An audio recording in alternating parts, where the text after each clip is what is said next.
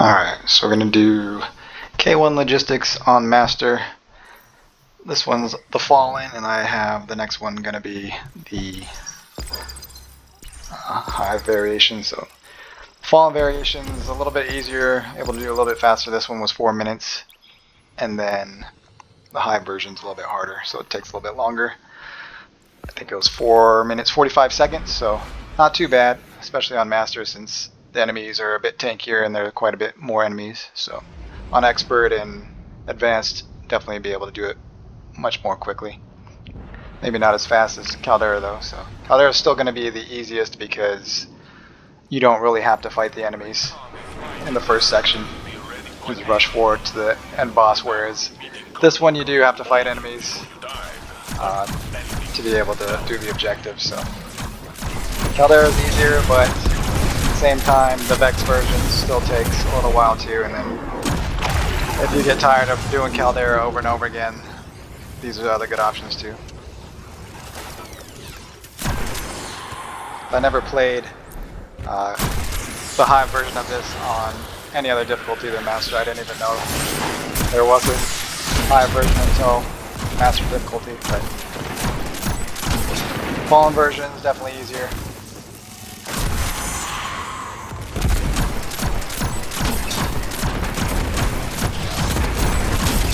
Yeah, you just gotta kill these servitors to be able to damage this thing, to be able to deactivate these barriers. And if they drop heavy ammo right there too, that'd be useful, but it's not always guaranteed. It's either special or heavy. Because on Master difficulty, definitely want to be using a heavy weapon to burn down the enemies faster, burn down the boss faster. Heavy machine gun would be ideal. But you can still get away with your primary, it's just going to take a little bit longer.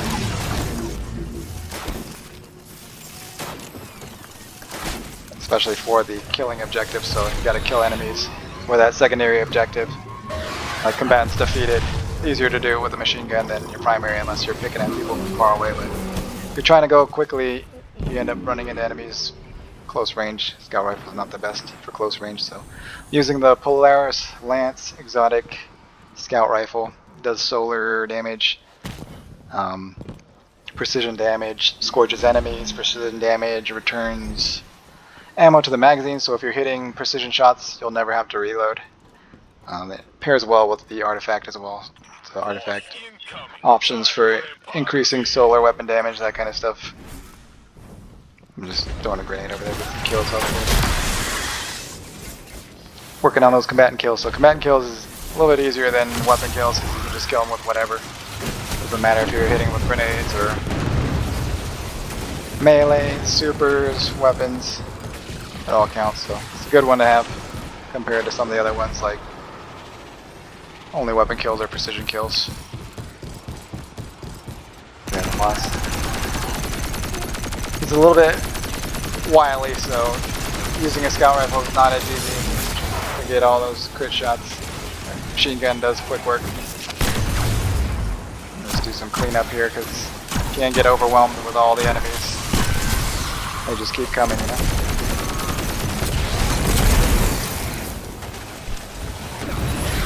Gotta grab the thing. Make sure you actually hit him with it, because if he dodges it and it doesn't break his shield, you have to wait for the servitor to come back out again, so that's going to slow you down a little bit. Doesn't take too much longer for them to come out again, but it'll slow you down, especially if it happens more than once. Just make sure you line up that throw and hit him with it the first time. The servitor comes out in the same spot every time, so know where to expect it from.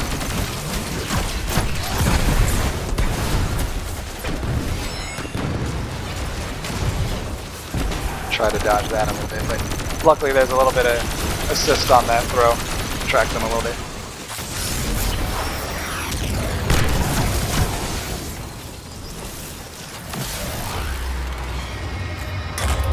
Almost had super. Super would have made it easier, but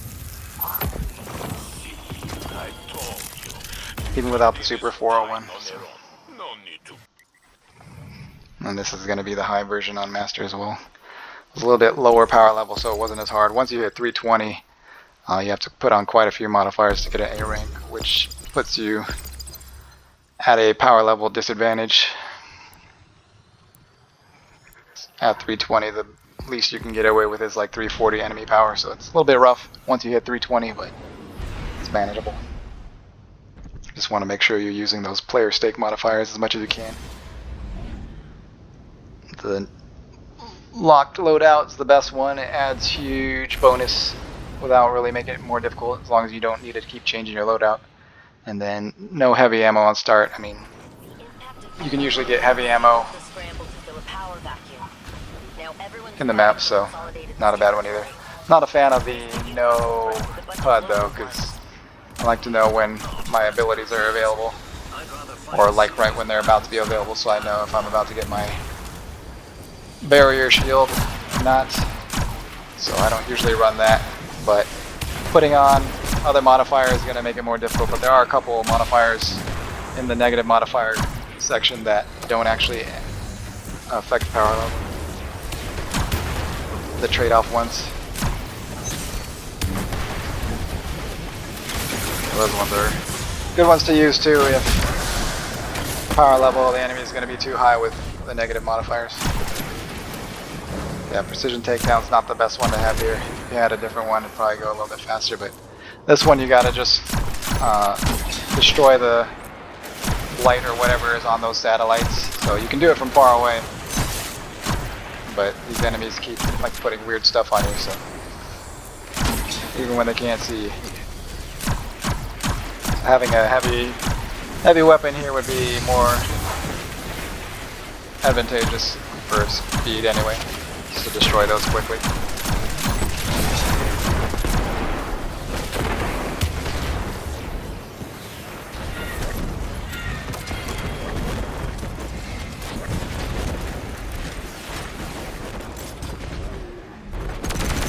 So this one's probably possible to get like around 4.5 minutes, maybe even closer to the 4-minute mark, but a little bit more challenging than the Fallen version, and then considerably more difficult than the Caldera. So, Caldera, you don't have to fight anybody. Yeah, you can either go through the middle building or this side to get to the next area.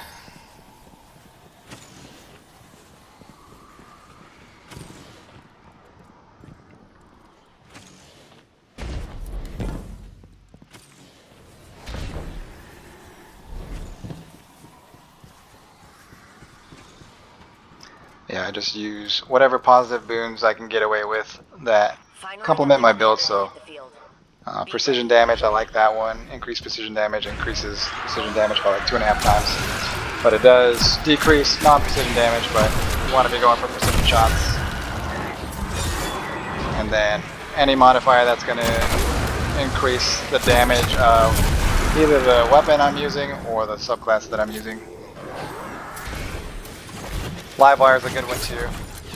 Helps you go a little bit faster. Get speed boost and stuff, but not as necessary. Just trying to get more precision kills. Maybe 4 more should be okay. On the boss room, but got 1 more just in case.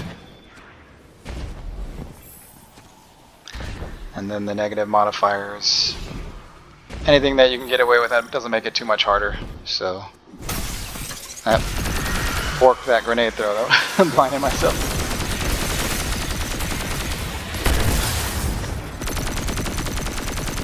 Like the trade-off ones usually make it not too much more difficult.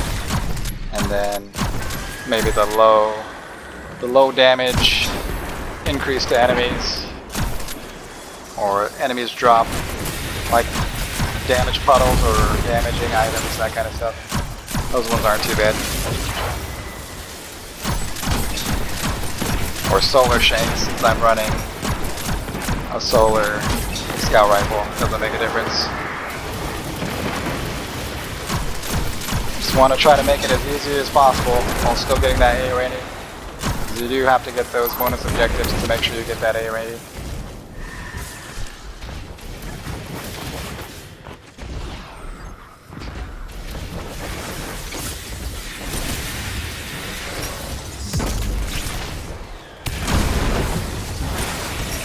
gotta stay in the puddle to be able to damage him, so.